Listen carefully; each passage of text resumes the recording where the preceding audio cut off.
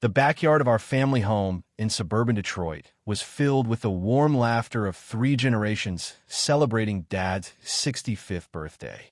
Red, white, and blue balloons swayed in the August breeze, and the smell of charcoal and barbecue sauce drifted from the grill where Dad stood flipping burgers with the enthusiasm of a man who genuinely loved family gatherings. After 43 years working as a master mechanic at Ford Motor Company, Robert Bobby Mitchell had earned this celebration. "Dad, get away from that grill," my sister-in-law Karen called out, carrying a tray of corn on the cob from the kitchen. "It's your birthday. You're supposed to relax." "Relaxing is boring," Dad called back, his weathered hands expertly managing 6 burger patties at once. "Besides, nobody grills burgers quite like I do." He wasn't wrong. Dad had perfected his grilling technique over decades of family barbecues, neighborhood block parties, and union picnics. Even at 65, with silver hair and laugh lines around his blue eyes, he moved around the grill with the confidence of someone who'd never met a mechanical challenge he couldn't handle. "Let the birthday boy cook if he wants to," Mom said, settling into her lawn chair with a cold beer. Margaret Mitchell had been married to my father for 42 years, and she'd learned long ago that trying to stop him from working with his hands was a futile effort. I sat at one of the picnic tables, watching my family enjoy the party and trying to ignore the growing knot of anxiety in my stomach.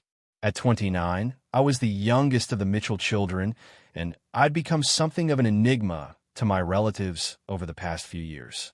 They saw me as the family member who'd lost his way, the one who'd abandoned a promising engineering career to pursue some vague entrepreneurial dreams that never seemed to pan out.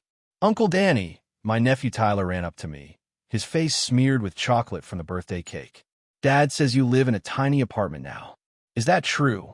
"Tyler, don't bother your uncle," my older brother Mike said, approaching our table with a beer in hand and that familiar expression of barely concealed disapproval on his face. Mike was 34, a successful project manager at General Motors, married to Karen with 3 kids and a 4-bedroom house in the suburbs. He represented everything our parents had hoped their children would achieve: stable job, steady income, traditional family structure. And he never missed an opportunity to contrast his success with what he perceived as my failure. "I don't live in a tiny apartment," I told Tyler. "I live in a loft in downtown Detroit." "Same thing," Mike said, sitting down across from me. 800 square feet, no parking, sketchy neighborhood. Not exactly the American dream, is it? It works for me. Does it, though? Mike took a long sip of his beer, his eyes studying me with the concern of an older brother who genuinely believed he was helping. "Danny, you're 29 years old. You should have a career by now, not whatever this startup thing is that you're always working on." The startup thing.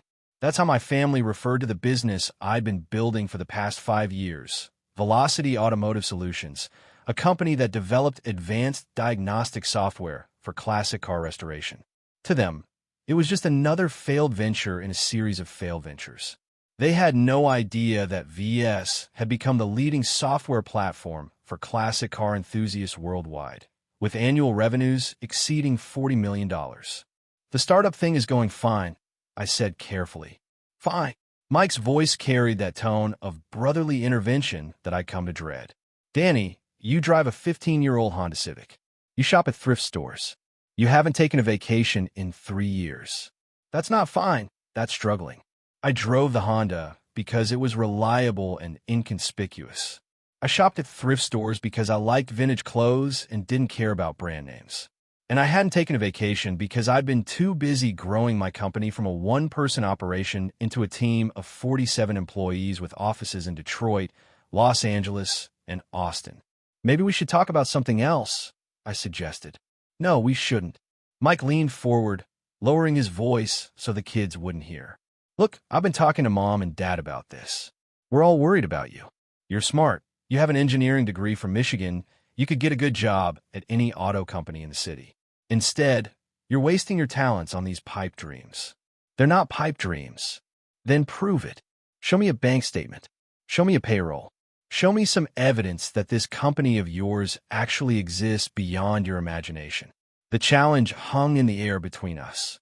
Mike genuinely believed he was helping, staging an intervention to save his little brother from a lifetime of financial instability. He had no idea that my last quarterly tax payment to the IRS had been larger than his annual salary. You know what your problem is? Mike continued when I didn't respond immediately. You've never learned to be practical.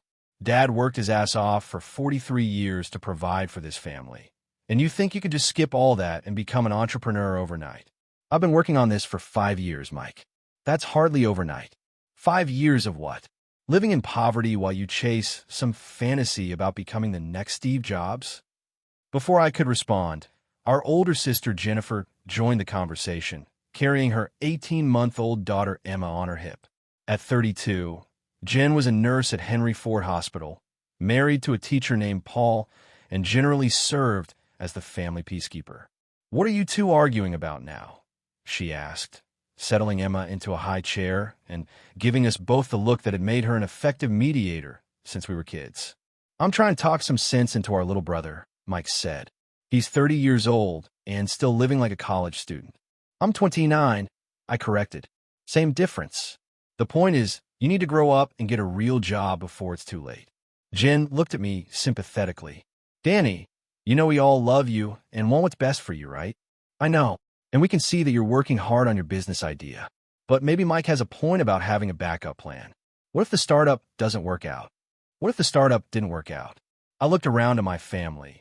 These people who loved me unconditionally, but had somehow concluded that I was heading for failure because I didn't fit their definition of success. They saw my modest lifestyle and unconventional career path and assumed I was struggling, when in reality, I was probably the most financially successful person at this birthday party. "The startup is working out," I said quietly. "Ow!" Mike challenged. "Show me proof. Show me revenue, customers, anything concrete." I pulled out my phone and was about to open my banking app when Dad's voice carried across the backyard. "All right, everyone, burgers are ready. Come and get him while they're hot." The moment passed as family members lined up at the grill, loading their plates with Dad's perfectly cooked burgers and Mom's potato salad. I found myself sitting next to my father, watching him enjoy the simple pleasure of feeding his family. "You know, Danny," Dad said between bites, "I've been thinking about what I want to do with all my free time now that I'm retired. Any ideas?" "Well, there's this place I drive by, sometimes on my way to the hardware store. Barrett's Classic Car Collection. You know it. I knew it intimately. Barrett's was a legendary collection of vintage American muscle cars, owned by an elderly collector named Harold Barrett, who'd spent 60 years acquiring some of the finest examples of automotive history. The collection included 47 cars, mostly from the 1960s and 1970s, with a particular focus on Ford Mustangs from 1967, Dad's favorite year and model. "I know Barrett's," I said. "Harold's been talking about selling the collection. His kids don't share his passion for cars, and he's getting too old to maintain everything properly." Dad's eyes lit up with the enthusiasm of someone discussing his deepest passion. "I drive by there every week just to look at those cars through the fence. 47 pristine classic cars, including 12 1967 Mustangs in mint condition. Sounds amazing. It is amazing. Harold let me walk through the collection once, about 6 months ago. Danny, I've never seen anything like it. Every car restored to factory specifications, climate control garage, proper maintenance records going back decades." Dad paused, his expression becoming wistful. "Of course, I could never afford anything like that. Harold's asking price is probably more than I made in my entire career." I had an exact number for Harold's asking price. For $0.2 million for the complete collection. I knew this because I've been negotiating with Harold's estate lawyers for the past 3 months, working through the complex process of purchasing the entire collection as a gift for Dad's 65th birthday. "You never know," I said. "Maybe someday. Maybe in another lifetime," Dad laughed. "But a man can dream, right? Imagine having a garage full of the most beautiful cars ever made, spending your retirement working on engines and talking to other car enthusiasts about the golden age of American automotive engineering." Mike, who'd been listening to our conversation, shook his head. "Dad, you need to be realistic. Collections like that cost millions of dollars. Maybe focus on something more practical for your retirement." "I know, son. Like I said, a man can dream. The casual dismissal of Dad's dream bothered me more than Mike's earlier criticism of my career choices. Dad had spent 4 decades working with his hands, building engines, solving mechanical problems, and developing an encyclopedia knowledge of automotive history. If anyone deserved to spend his retirement surrounded by the cars he loved, it was Robert Mitchell. Actually, I said, standing up from the picnic table, I think it's time for presents. Presents can wait until after dinner, Mom called from across the yard. This one can't wait, I said, pulling a manila envelope from my jacket pocket. The envelope had been sitting in my home office for 2 weeks, ever since the final paperwork had been completed and Harold Barrett's collection had officially become mine. The plan had always been to give it to Dad today, but Mike's criticism had crystallized my decision. It was time to stop hiding who I'd become. Danny, Mike said, eyeing the envelope suspiciously, please tell me you didn't spend money you don't have on some expensive gift. You can't even afford a proper gift for Dad, he continued, his voice carrying across the backyard and drawing the attention of other family members. I can afford a gift for Dad, I said calmly. With what money? Your mysterious startup that nobody's ever seen evidence of. Mike, stop, Jen said, but he was on a roll now. No, someone needs to say this. Danny's been living in fantasy land for years, pretending he's some successful entrepreneur when he's actually just a broke dreamer. And now he's probably going to embarrass himself trying to give Dad some expensive gift he can't afford. The backyard had gone quiet except for Mike's voice. Family members were looking back and forth between us, clearly uncomfortable with the public nature of what had become a very private family disagreement. You know what, Mike? You're right, I said, walking over to where Dad was sitting. I can't afford a proper gift. Dad looked confused and slightly embarrassed by the attention. Son, you don't need to buy me anything expensive. Your presence here is gift enough. But I did buy you something, I said, handing him the envelope. And you're right, Mike. I can't afford it. But I bought it anyway.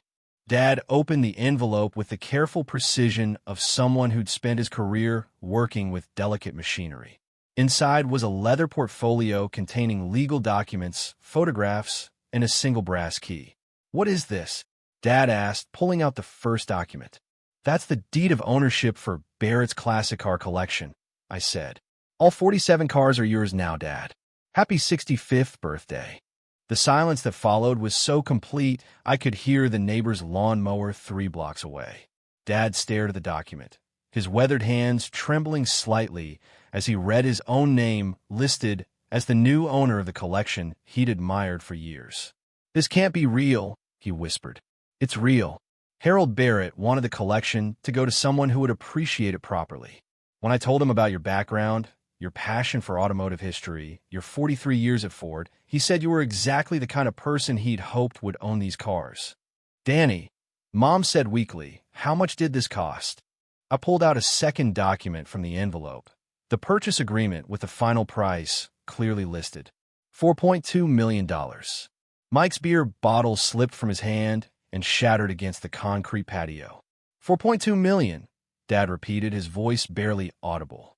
That's the purchase price for the complete collection, including the climate-controlled garage facility, all maintenance equipment, and a $50,000 annual fund for upkeep and insurance. For $1 million, Mom said, sinking into her chair. Where did you get $4 million? Mike asked, his face having gone completely white.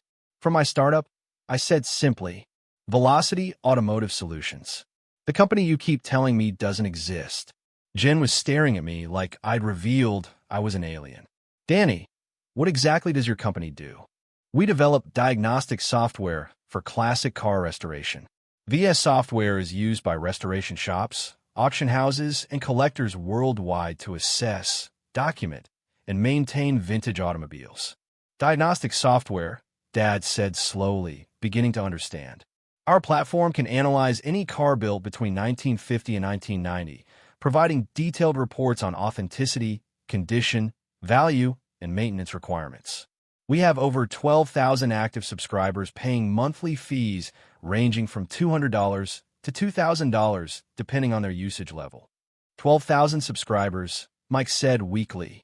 plus enterprise contracts with Barrett-Jackson, RM Sotheby's, and 47 restoration shops across North America. Our software authenticated the cars at the last 3 major classic car auctions, including the $48 million collection that sold at Pebble Beach last year. Dad was looking through the photographs in the portfolio, professional shots of each car in Harold Barrett's collection, now his collection. This 1967 Mustang Shelby GT500, he said, holding up a photo of a pristine blue and white muscle car. This was always my dream car. I know. Harold told me you spent 20 minutes talking to him about the engine specifications when he gave you the tour. You talked to Harold Barrett? Harold and I have been friends for 2 years. He's actually one of our software beta testers. When I told him I was looking for a special gift for my father's 65th birthday and described your background and passion for cars, he said he'd been hoping to find someone exactly like you. Mike was still staring at the purchase agreement. You paid $4.2 million. In cash. Well, technically it was a wire transfer, but yes. Where did you get $4.2 million in cash? I pulled out my phone and opened my banking app, turning the screen so the family could see my account balance. $23,847,293. From a sale of my company, I said. I sold 60% of VES to a private equity firm last month for $47 million. I retained 40% ownership plus a 5-year management contract. The number on the screen seemed to hypnotize my family. Nobody spoke for nearly a minute. $47 million, Jen whispered, for the 60% stake. The company was valued at $78 million total. You're a millionaire, Mom said. I'm worth about $52 million, including my retained ownership stake and other investments. Dad set down the photographs and looked directly at me. Son, you bought me a $4 million car collection. I bought you the fulfillment of a dream you've had since you were 16 years old working on your first engine. But $4 million. Dad, you spent 43 years building cars that brought joy to millions of people. You taught me everything I know about problem solving, attention to detail, and the satisfaction of creating something beautiful and functional. $4 million is nothing compared to what you've given me. Mike was still processing the information, his face cycling through expressions of shock, embarrassment, and dawning realization. You're actually successful, he said. Very successful.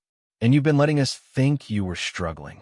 I've been letting you think I was unconventional. You decided I was struggling. But why? Karen asked, speaking for the first time since the revelation. Why not tell us about your success? I looked around at my family. These people I loved deeply, who had supported me through school and celebrated my achievements, but who had somehow concluded that unconventional meant unsuccessful. Because I wanted you to love me for who I am, not what I've achieved. Because I wanted to prove to myself that I could build something significant without anyone being able to say I succeeded, because of family connections or help. We don't have connections in the software industry, Jen pointed out.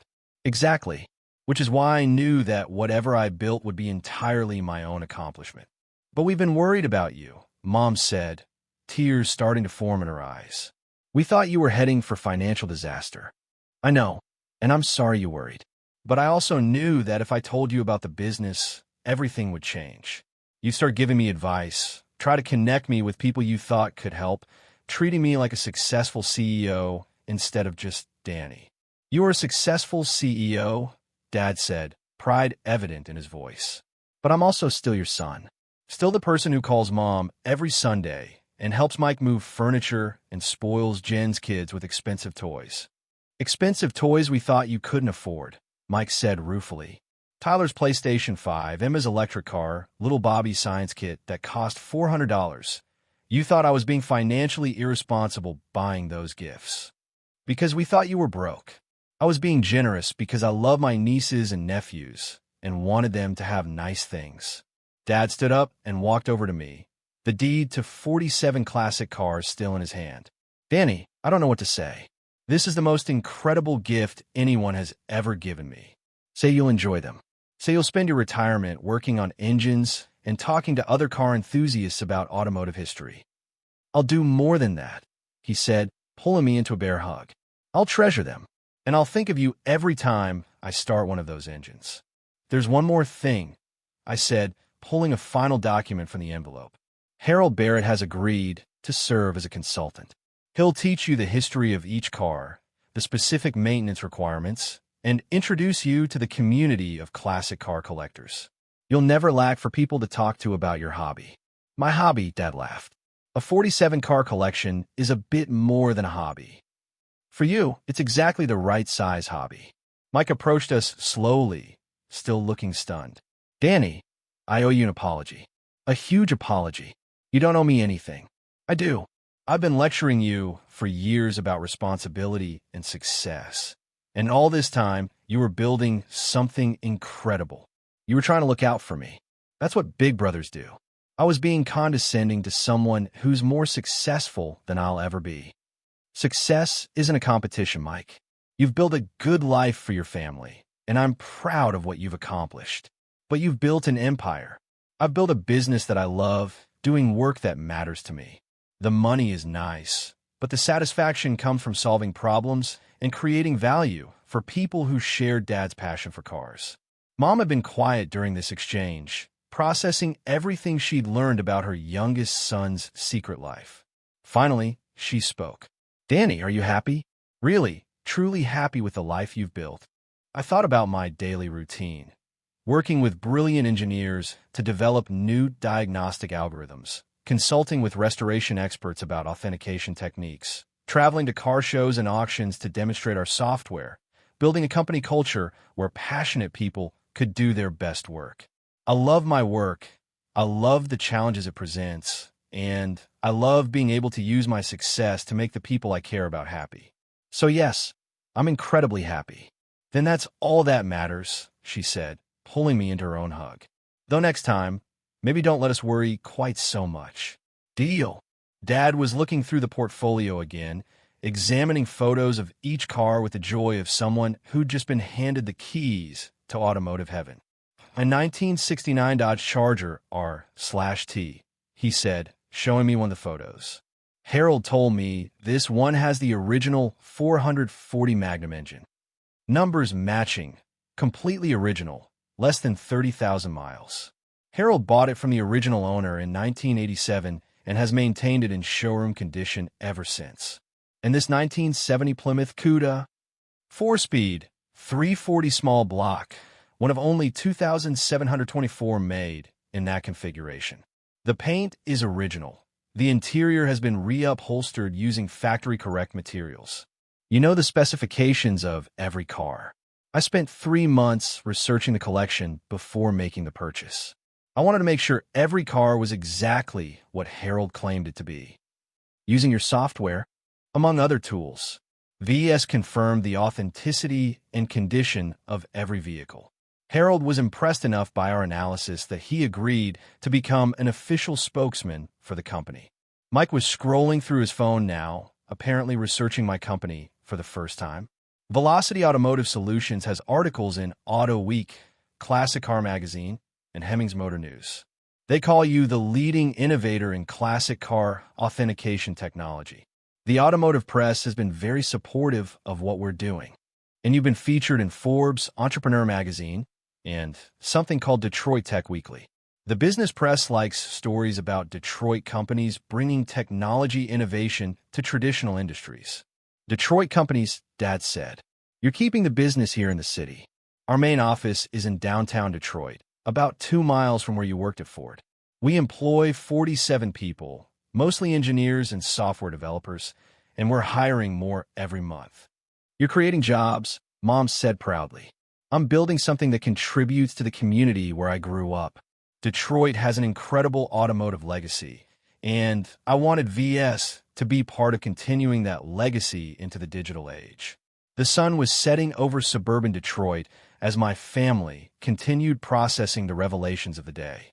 Dad kept looking through the portfolio, asking questions about each car with the enthusiasm of someone planning the best retirement possible.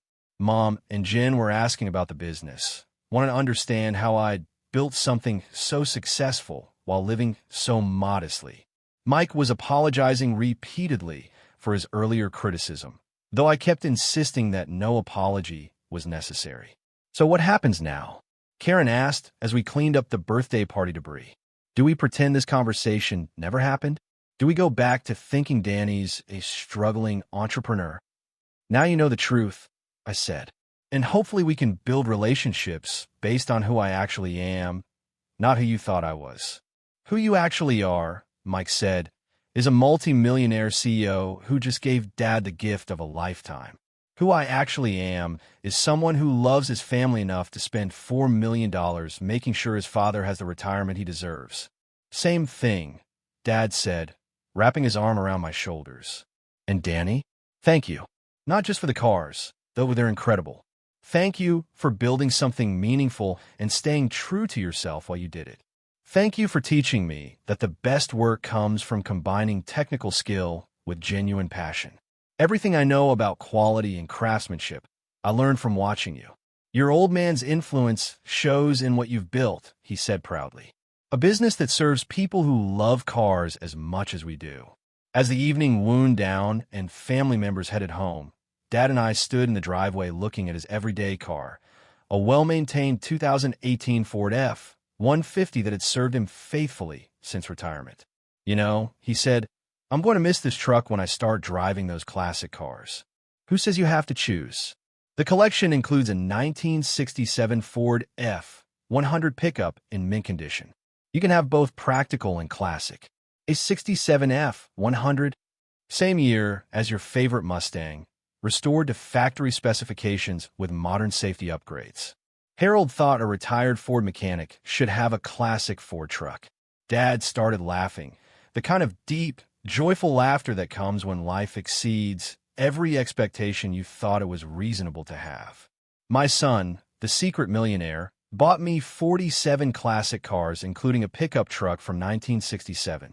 My father, the master mechanic, finally has a garage worthy of his talents. More than worthy. Danny, this is going to be the best retirement any car enthusiast could imagine." That was the idea. As I drove back to my downtown loft that evening, I reflected on the day's events. For 5 years, I kept my success secret from my family, afraid that money would change our relationships. But sharing the truth had actually brought us closer together. They were proud of me not because I was wealthy, but because I'd followed my passion and built something meaningful while staying true to my values. Sometimes the best birthday gift you can give isn't just something expensive. It's the gift of finally trusting the people you love with the truth about who you've become. Even when that truth involves buying your father a $4.2 million classic car collection and revealing you're worth $52 million in the process. The envelope in Dad's hands had contained more than legal documents and car keys. It had contained years of hidden success, secret achievements, and the revelation that sometimes the family member everyone worries about is actually doing just fine. Better than fine, actually. Sometimes they're doing extraordinarily well, and they're just waiting for the right moment to share their success with the people who matter most.